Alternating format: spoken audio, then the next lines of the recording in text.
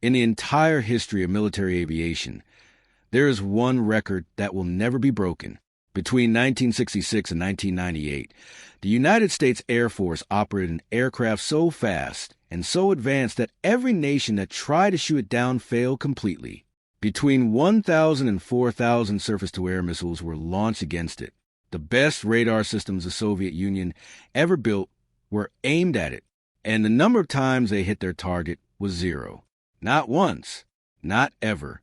The Lockheed State Route 71 Blackbird is the fastest manned aircraft ever built, the highest flying jet ever operated, and the only combat aircraft in history that completed its entire service life without a single loss to enemy fire.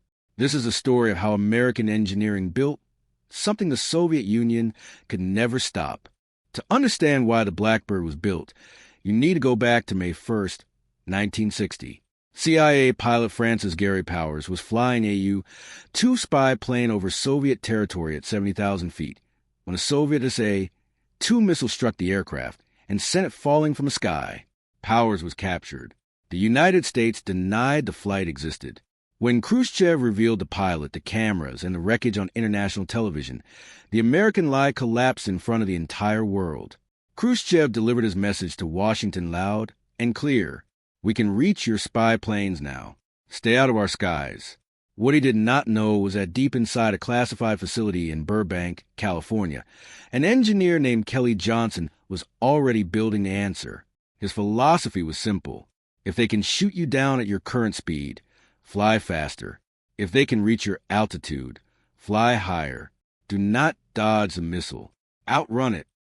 The aircraft that came out of Kelly Johnson's Skunk Works division was unlike anything ever built.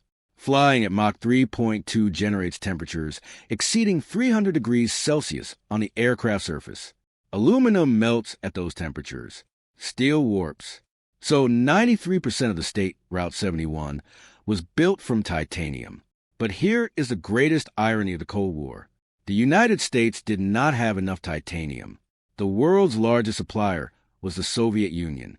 So the CIA created fake companies and shell corporations to secretly purchase Soviet titanium without the Soviets knowing who was buying it.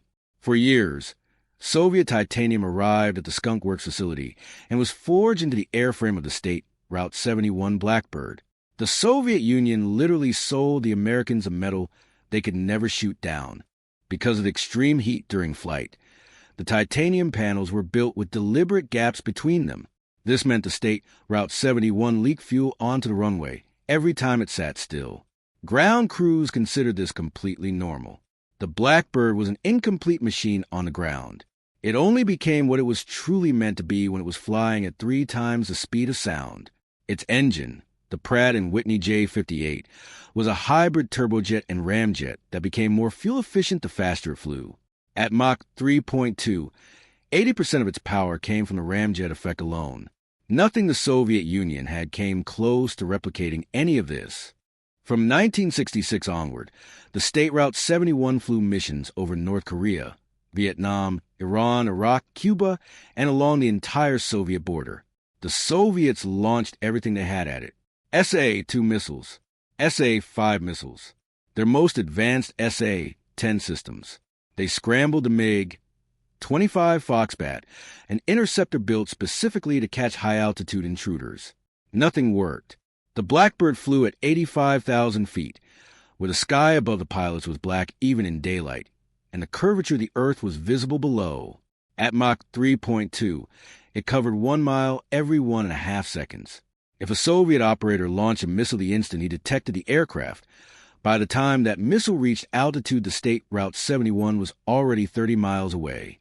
The official pilot instruction when a missile launch was detected is perhaps the most extraordinary order ever given in military aviation. Pilots were not told to dive. They were not told to evade. The instruction was one word: accelerate. Former pilot Brian Shul described a mission over Libya where multiple missiles were launched at his aircraft simultaneously. He pushed the throttles into full afterburner. One by one, the missile signatures fell off his radar screen, falling uselessly toward the desert below. Shul later said no pilot in history had ever survived a missile engagement simply by outrunning the missile. In any other aircraft, you turned, you dove, you evaded, or you died. In the Blackbird, you just went faster, and the missile could not follow. Declassified Soviet reports revealed the depth of frustration inside the Soviet military. They had spent billions designing entire weapon systems, specifically to stop the Blackbird. None of it ever worked. Every time the State Route 71 streaked along the Soviet border at Mach 3, it delivered a message more powerful than any diplomatic threat. We are here. We can see everything. And there is nothing you can do to stop us. Despite being designed to spy on the Soviet Union, the State Route 71 never once crossed into Soviet airspace.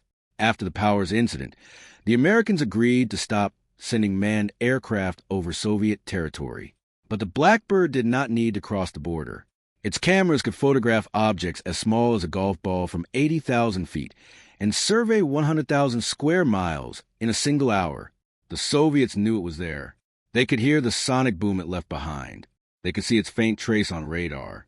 And they knew with absolute certainty that it was watching them and that they could do nothing about it. The State Route 71 was retired in 1998, not because any enemy defeated it, but because it cost $85,000 per hour to fly. Satellites and drones had advanced enough to take over its mission at a fraction of the cost. Of the 32 Blackbirds built, 12 were lost in accidents, every single one to mechanical failure. Not one was ever lost to enemy fire. Today's Skunk Works is developing the State Route 72, an unmanned successor designed to fly at Mach 6. But no matter what comes next, one fact will remain in the record books forever. For 32 years, the State Route 71 Blackbird flew over the most dangerous airspaces on Earth. Thousands of missiles were launched against it.